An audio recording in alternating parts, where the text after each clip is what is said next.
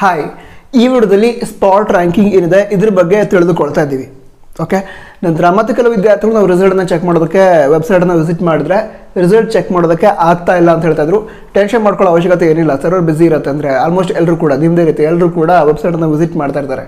ಅದಕ್ಕೋಸ್ಕರ server busy ಆಗಿರುತ್ತೆ, open ಆಗ್ತಾ ಇರಲ್ಲ. ನೆಕ್ಸ್ಟ್ ಒಂದು 30 ಮಿನಿಟ್ಸ್ ಒಳಗಡೆ ಎಲ್ರಿಗೂ ಕೂಡ ರಿಸಲ್ಟ್ ಚೆಕ್ ಮಾಡ್ಕೊಳ್ಳೋದಕ್ಕೆ ಆಗುತ್ತೆ.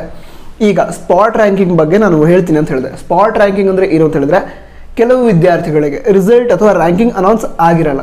ಅಂದರೆ ಅವರ PUC ಮಾರ್ಕ್ಸ್ ಕರೆಕ್ಟಾಗಿ ಫೆಚ್ ಆಗಿರಲ್ಲ, ಅಥವಾ ಕೇದವರಿಗೆ ಅದರ ಡೀಟೇಲ್ಸ್ ಸಿಕ್ಕಿರಲ್ಲ. ಅದಕ್ಕೋಸ್ಕರ ಕೆಲವು ವಿದ್ಯಾರ್ಥಿಗಳು, ಎಲ್ರಿಗೂ ಅಲ್ಲ, ಕೆಲವು ವಿದ್ಯಾರ್ಥಿಗಳಿಗೆ ಈ ರ್ಯಾಂಕಿಂಗ್ ಅನೌನ್ಸ್ ಆಗಿರಲ್ಲ.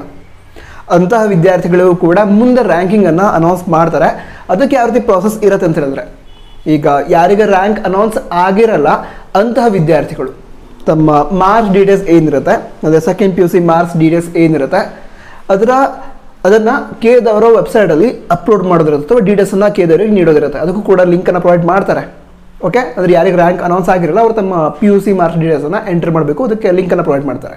ಎಂಟ್ರ್ ಮಾಡಿದ ನಂತರ ಈ ಸ್ಪಾಟ್ ರ್ಯಾಂಕಿಂಗನ್ನು ಅನೌನ್ಸ್ ಮಾಡ್ತಾರೆ. ಸ್ಪಾಟ್ ರ್ಯಾಂಕಿಂಗ್ ಅಂದರೆ ಮೀನಿಂಗೇ ಅದು. ಅಂದರೆ ಯಾರಿಗೆ ಈ ರ್ಯಾಂಕ್ ಅನೌನ್ಸ್ ಆಗಿರಲ್ಲ ಕೆಲವು ಪ್ರಾಬ್ಲಮ್ಗಳಿಂದ, ಅಂತಹ ವಿದ್ಯಾರ್ಥಿಗಳಿಗೆ ಆ ಪ್ರಾಬ್ಲಮನ್ನು ಸಾಲ್ವ್ ಮಾಡಿ ಮುಂದೆ ಕೆಲವು ದಿನಗಳ ನಂತರ ರ್ಯಾಂಕನ್ನು ಅನೌನ್ಸ್ ಮಾಡ್ತಾರೆ.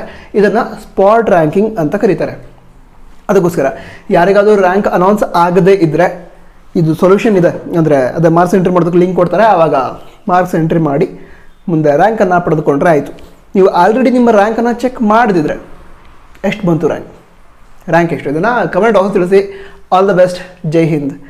ವಂದೇ ಮಾತರಂ.